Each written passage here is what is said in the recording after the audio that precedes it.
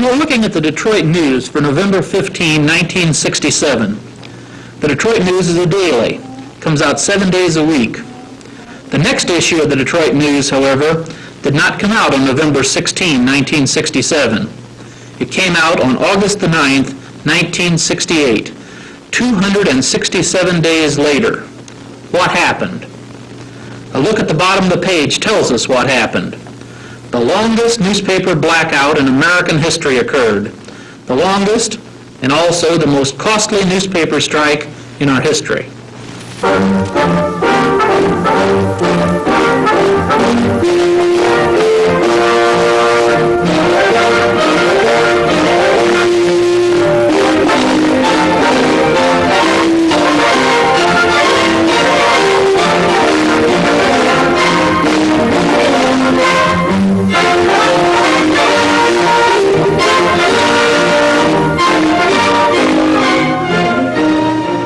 The 1960s has seen many kinds of strikes.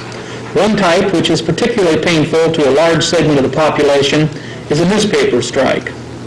A newspaper is an intimate part of many person's way of life, and therefore missing the paper is a very important factor. What causes these strikes? What's the effect of these strikes on the industry, on the people that work there, and on the readers in general? To begin with, I'm going to ask our guests, in particular Mr. Raskin of the New York Times, to take a look at the great newspaper strike of 1967-68 and to take a look at the issues and to see what happened there. Mr. Raskin, for a change, let's start at the end. Did this strike settle the issues? Well, I hate to sound apocalyptic, but after all, that's what editorial writers are for. I don't think anything was settled. On the contrary, I think that the problems that caused the strike, that made it go so long, are much worse today in a real sense than they were when the strike began, that there is a residue of bitterness, all the problems of division. As you know, there are 14 unions involved on the union side. 2 publishers, which is a small number, but 2 publishers, both strong-willed, can often have very profound disagreements, and there's no reason to believe that anything about the bargaining structure, anything about the goodwill on both sides, creates an environment for optimism. Rather, the warning already is that these 2 newspapers are never going to be in a position again where the unions can shut them down. And that's about the worst possible foundation for an atmosphere, a climate of cooperation. Professor Porter, this point was made at the end of the strike that they were never going to be shut down by strikes again. Do you see that there's any evidence for that kind of a statement? No, I'm certainly not as expert on this subject as Mr. Raskin is, but there's nothing, as Mr. Raskin says, has changed to that extent. I'm curious about, I can remember when newspaper strikes were unheard of. I remember when in New York, for example, I think the very first shutdown, or one of the first, when they got out some sort of little mimeographed sheet with all the logotypes on it. Do you remember that? Yes, that's right. That was in the Pressman strike. The Pressman strike. Back in 1913. And so suddenly we now get all these, we've had a whole rash of newspaper strikes. I'm curious.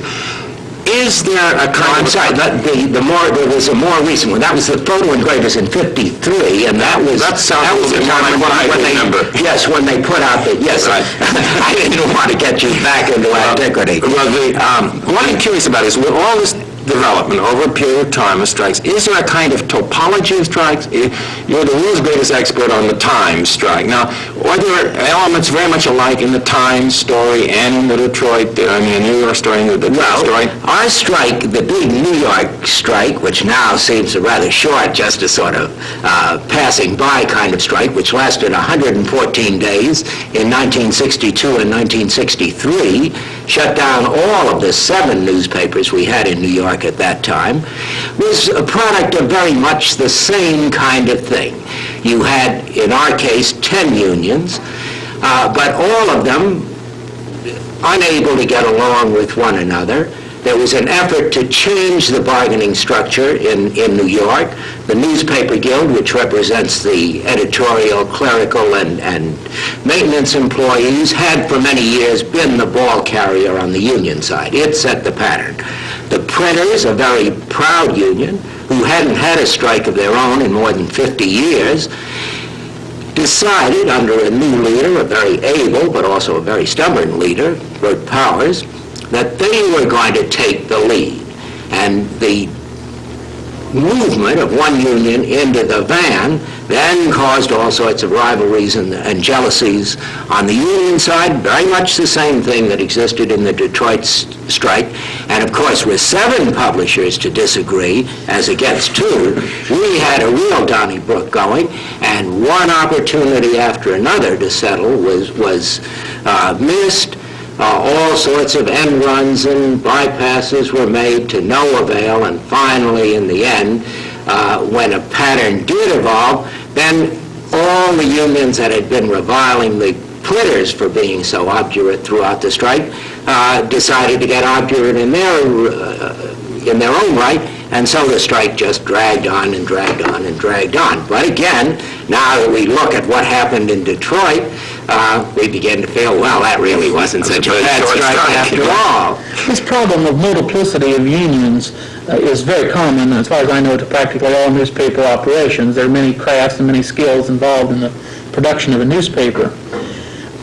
Do you think that that one ultimate solution might be some consolidation of these unions, and do you think there's any serious effort? There's been talk, I know, serious effort to consolidate some of these unions. Well, there are 2 ways out. One would be, and a very logical way, would be a merger of all the unions into a single integrated union. Now, that would make particular sense since the technology of newspapers, which is still quite antediluvian in terms of the way they do operate, with computers, with the video comp and all sorts of new developments, which really are quite breathtaking.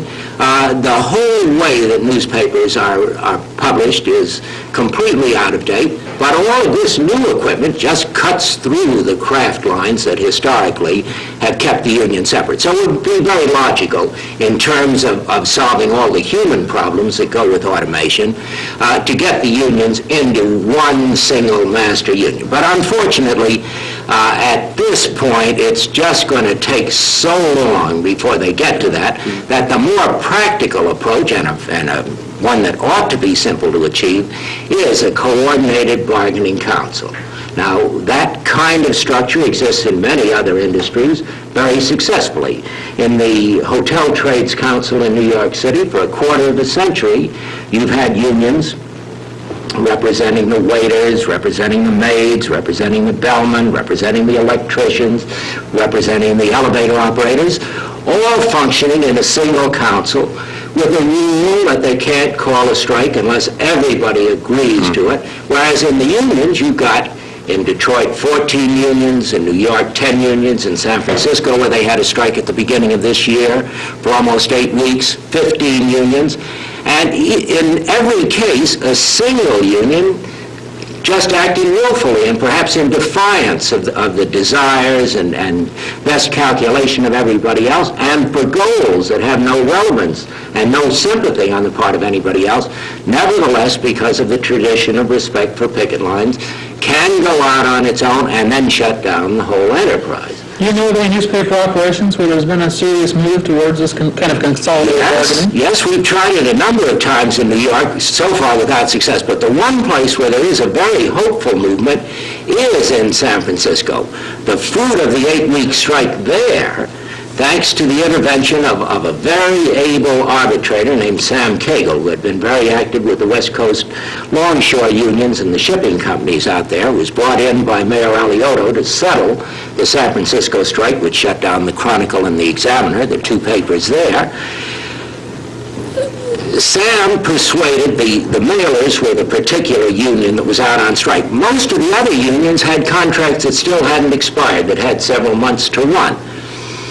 But Sam persuaded all of the unions and the publishers that there was no sense to getting the mailers' strike settled and then have the publishers in a ringer with all the other unions down the line. That the desirable thing was to set up some kind of integrated bargaining in which all of the unions would participate and set then a uniform expiration date for their future contracts so that they would all run out on the same time, and you'd get then institutionalized in the bargaining structure this idea of all the unions being in one set of negotiations with all the publishers, in this case, too.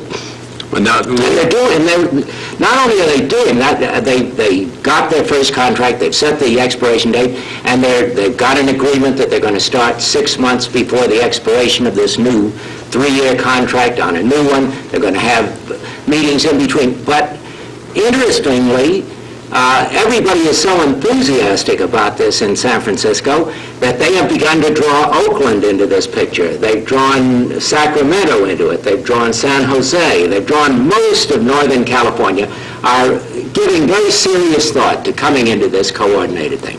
Now, this means that if you have a strike, it's one hell of a strike. You knock out all of Northern California. But you've got an awful lot of pressures that would tend to reduce the likelihood of a strike, and also you don't have every union climbing over the back of the one before it. this implies that really the problems here in this whole continuing pattern of negotiation are essentially structural. I mean, one of the lines we hear always is economic issues are or aren't it, depending upon who's speaking. And you're sort of in effect saying the same thing, aren't you? That generally speaking, in the newspaper strike situation, as we've seen it historically, it has been structural considerations rather than straight economic issues. Well, I think that that's true. You've got structure is terribly important, and indeed it's essential, but it is also true that the fears, in many cases exaggerated fears, of the march of technology and what it would do to jobs and what it would do to craft lines is another factor. And then over and beyond that, and perhaps more important than either of those, is the basic ineptitude of both management and labor in this industry. They really have not learned to live with one another, and unless you start with a genuine desire, an intelligent desire to live together, and also have some people who are really skilled at negotiation, unless management really makes it a full-time responsibility to build up relationships, and unless the unions get over their internal differences and have leaders of the stature required for an effective coordination, I don't think anything else is going to be very meaningful until you get past that really most basic and elementary of hurdles. Isn't there also a problem in the very nature of the unions that are involved sometimes? There are the craft unions, of course, particularly the Printers Union, which is one of the oldest and most respected of the unions, and similar unions. But these craft unions are really a slightly different type of a union than, for instance, the American Newspaper Guild, which essentially, although it has other people in it, are the editorial people who are professional or semi-professional at any rate types. Do you think it's possible for these groups to coordinate together, or are you speaking mostly in terms of the mechanical unions as a unit? No, I think you've got to have the Guild in with the craft unions, and I don't think that that's a real problem. In general, the Guild is one of the leaders in the direction towards an integrated structure, which of course is logical enough since it is a semi-industrial union itself and would like to be an embracing union. The craft structure, of course, does create many complications because there also is a craft union mentality which too often pervades. And this is really a balkanized, we stand on our own, we want to have nothing to do with anybody else. And in this period of profound technological change, that really does complicate everything because, as you know, the basic problem with introducing automated equipment is displacement of people, and this very often you'll have a situation in which a man is displaced in the composing room but could be used in the photo engraving department or could be used in the stereotype operation. And if you had more fluidity of movement, then the problem of absorbing people, of preventing people from being bumped out of a job by the introduction of a machine would be a much easier one to solve. So this is a real difficulty. This is the kind of psychology or the psychological aspects involved in negotiation. What about, if I can change the subject, what about the psychological aspects of of being in the middle of one of these things, say as a newsman. You sweated out 114 days, and one of the things you were doing during those 114 days in the Times was writing one of the century's great news stories, I think, the running account which the Times published when it resumed publication on April 1, 1963. I'm sorry to say I'm making a life work of being a chronicler of all the woes and the sort of official undertaker of this industry. A little bit like the Al Cap character with the cloud over his head, you remember? That's right. Well, no, but what's it like inside the store when a paper's on strike? The Times kept most people on the payroll 3 days a week or 4 days a week, and I think many papers have tried to do this.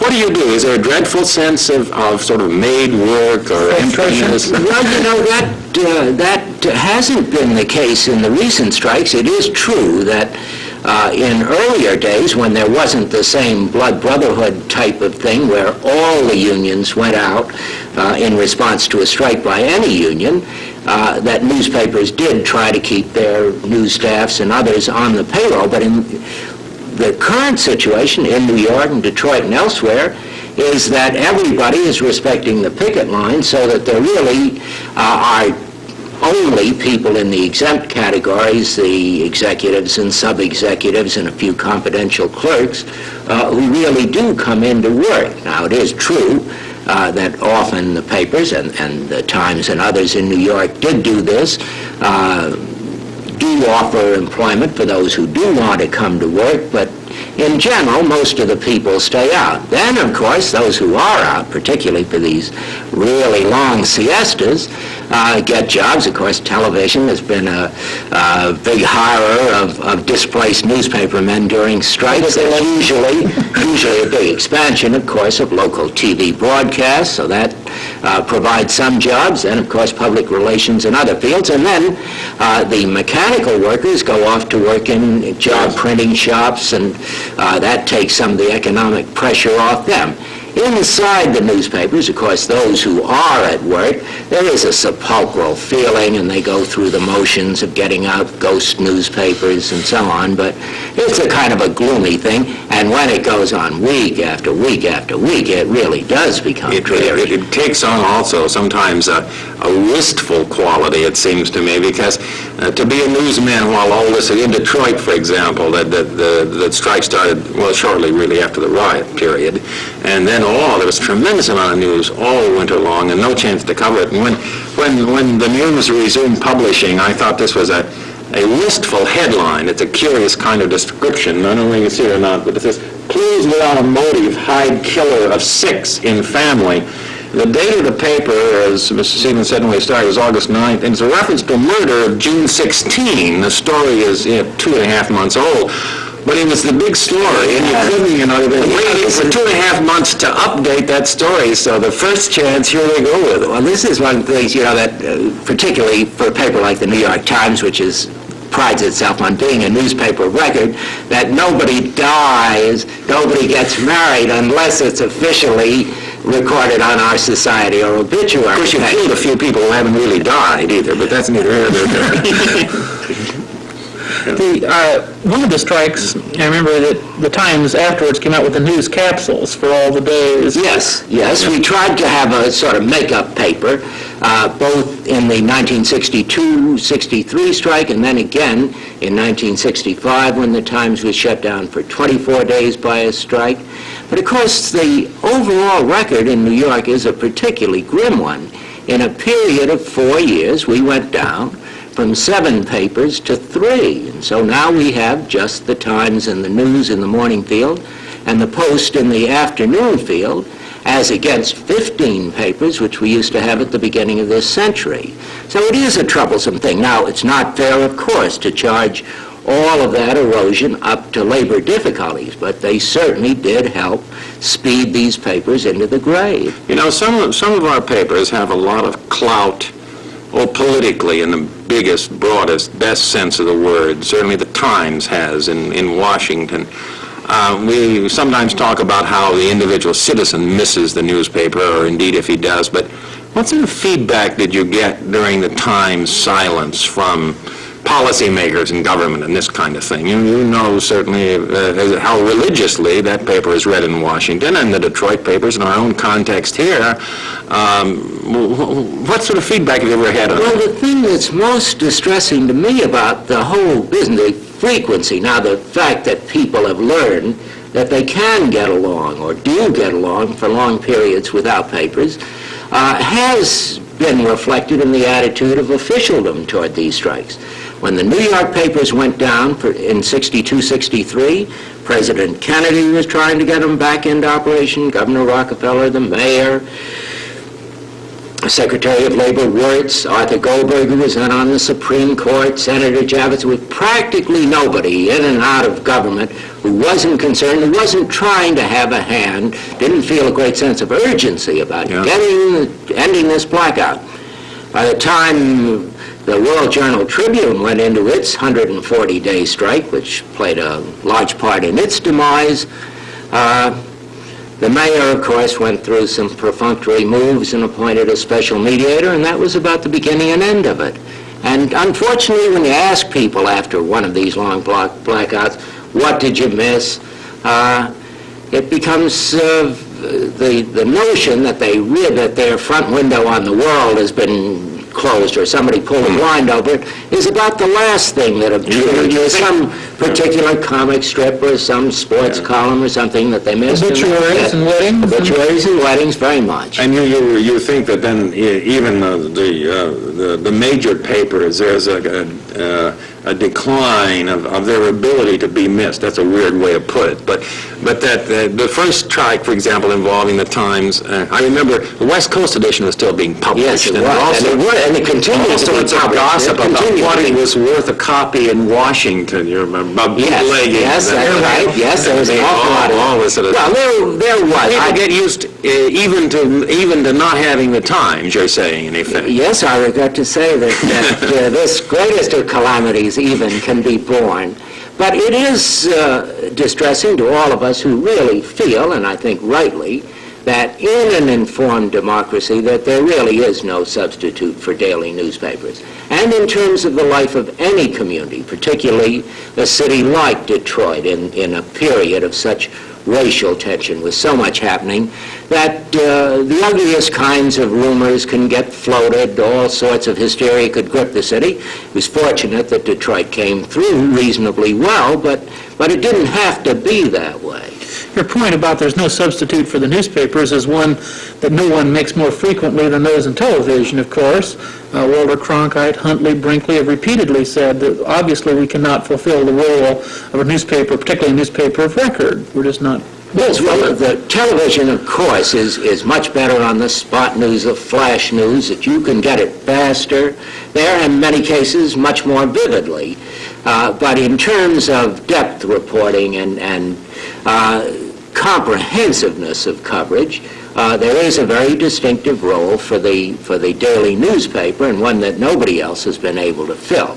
And the fact that people get inured to being without it could have the most fundamental and destructive implications for a democratic system. What does the strike do to other media in a strike situation? Well, I don't know. I think, again, there's, as Mr. Raskin was talking about the fact that policymakers in Washington could get used to doing without the Times, I think the other media also tend, I suppose I shouldn't generalize, but to revert to their old habits after a time. You said, for example, television coverage is much enlarged and much more elaborate. I think that generally has been a declining tendency, however, after a while, that pretty soon it's reduced to the point of running extra program logs, on the crawl just before the Star-Spangled Banner at night, or this kind of stuff. And there was a lot of imagination on the part of television in ways to expand, do a more thorough, more informative job. But at best, television is dependent on your being there to watch at the moment they're on with whatever it is that they're on with. And the thing that the great luxury of the newspaper reader, which is to pick it up whenever he wants to, turn to whatever page he wants, ignore whatever he doesn't want to read, You just don't have that option. What's in television. known these days as a highly effective system of storage and retrieval is available in a newspaper. This raises a technological point. If we can get back to it for a minute. I'm curious about your opinion. Certainly, when we talk about the erosion of certain of the craft unions and so on, and perhaps eventually, if things last that long, a kind of huddling together on the part of both sides so that it's easier to negotiate. But it seems to me there's certain areas, given the modern newspaper, where there can't be any improvement. For example, a whole complex distribution system, the carrier boy, the collection of tiny sums of money from all kinds of people, which is always going to be inefficient. You're always going to be in the hands of people who drive trucks. Is it inescapable? The potentiality of delivering a newspaper by television in a form that would actually give you a facsimile, that would give you something that you could either just sort of button in, push button in, whatever you wanted from. They'd have a list of stories on the screen. You could just sort of dial whatever number you wanted, and you'd get those delivered in facsimile form right to your home. This is not too far down. It's not too far down, no, it's very possible. But the question is also, it's terribly expensive. Do you think the device of the newspaper will survive that enormous expense in modification? So that you say, okay, yes, I'll pay $212 for the thing that will spit out my newspaper every morning in the house. I think it's a question. I think it's a serious question. Well, it is a question, but again, this is something, the potentialities of which we really can't visualize, and the cost of which is really quite unpredictable at this point. That's true, too. I think we're going to see the most revolutionary changes, and I think that the craft unions in particular, by their very backward attitude, the still almost Luddite in many cases approach to all of these problems, the attempt to freeze utterly archaic, anachronistic divisions into the employment situation, make it questionable that the newspapers will really be in this. This may become a television monopoly. They may really move into the newspaper field. Well, thank you very much, Mr. Raskin, for being with us today. Thank you, Professor Porter. I think we can conclude that newspaper strikes are a factor that are with us, they're likely to be with us, and indirectly at least they may be having a large change on the very nature of the news media, including the papers, the form, the delivery systems, and some of these things we've been discussing. I want to, as to the future, both Mr. Raskin and Professor Porter are optimistic, and although we may see more strikes. Thank you again, gentlemen, and thank you, our viewers, for being with us today on the anatomy of a newspaper strike.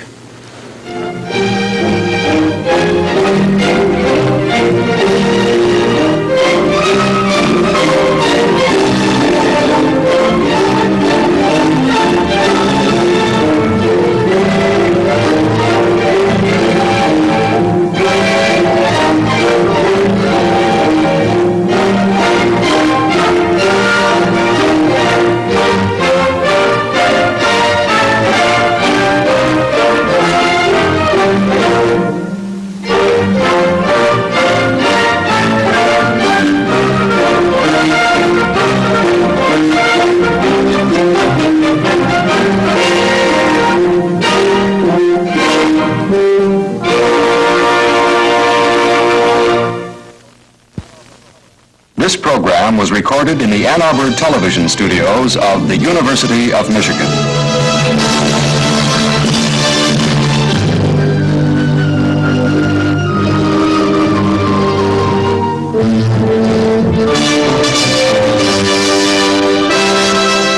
This is University of Michigan Television.